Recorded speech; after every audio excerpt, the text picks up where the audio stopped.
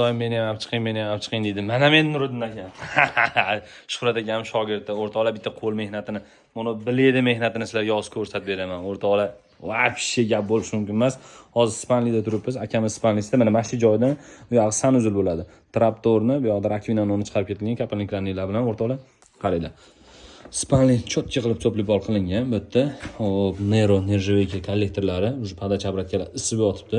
Xudo xolasa, endi bu yoqda panelni radiator обязательно qo'yilgan. Chunki erta bahor yoki kuzlarda o'rtoqlar radiator kerak bo'ladi. To'plipolda o'zi bilan ish bitmaydi. To'plipol просто komfort xolos. Shu narsani bilib olinglar, ko'pchilik radiator qo'ymayapti. Radiator обязательно qo'yinglar. Misol uchun kunduzi issiq, kechasi sovuq bo'ladigan paytlarda o'rtoqlar, mana shu radiatorda xohlagan paytingizda yoqib, xohlagan paytingizda o'chirishingiz mumkin. Xonani temperaturasini shu orqali boshqarasizlar. Agar to'plipol orqali boshqaradigan bo'lsa-da, isib sovishiga 5 soat vaqt ketadi.